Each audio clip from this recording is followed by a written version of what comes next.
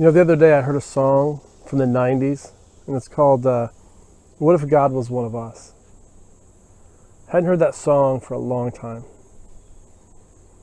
And I was thinking, I wonder if the person who sang that song knows that God was one of us. He is one of us. It's what makes Christianity different. It's what makes our God, the true God, different from every other religion on the face of the earth. In all other religions, people have to do things to try and get God's attention, to try and make Him happy and to attain their salvation by what they do. Well, Christianity is the only religion where God comes down, becomes one of us. Our God walked on the earth in human flesh and experienced the same trials, the same tribulations and joys, the same temptations that we face every day. The Bible says the Word became flesh and walked among us. I sometimes wonder if we focus so much on the fact that Jesus was God that we forget that He was also fully man. He was once a baby like this. Yeah.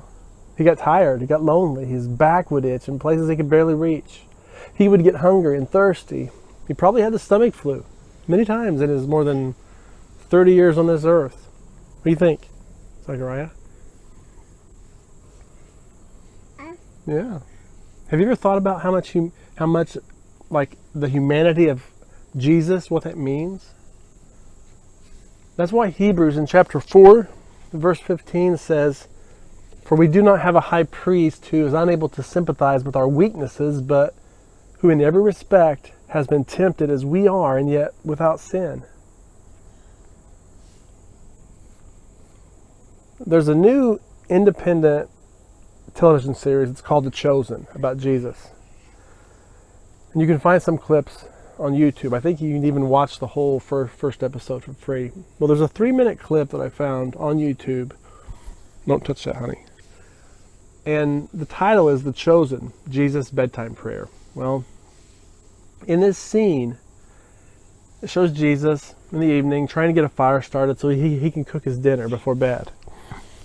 And it's getting dark. And he's having trouble getting the fire going. I think he's like rubbing sticks together or something. And he gets a spark, and he has to get on his knees and blow on it, to get the flame going to catch on the kindling. Just human, After he eats his dinner, he cleans up and he lays down in his bed and says his bedtime prayer. And it's just wonderful and beautiful. And it was the most real depiction of Jesus that I've ever seen in a movie. Are your legs stuck? I've never seen such a real depiction of Jesus in the movies or something. And I just loved it. My friends, this is our God. I find no comfort in a God that's been made up by men. I find no hope in a God that sits cross-legged and detached from the world with a hint of a smile on his face, oblivious to the suffering of people. A God that doesn't have any definitive character, but rather is anything to everyone, is no God at all. As for me,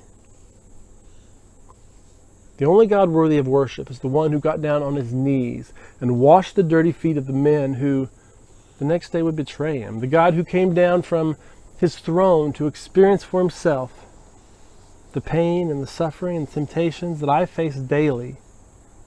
That's the God I will serve. The God who was tortured by his own creation and yet said in his dying breath, "Father, forgive them." That is the God for me. The grace of Jesus be with you. Amen.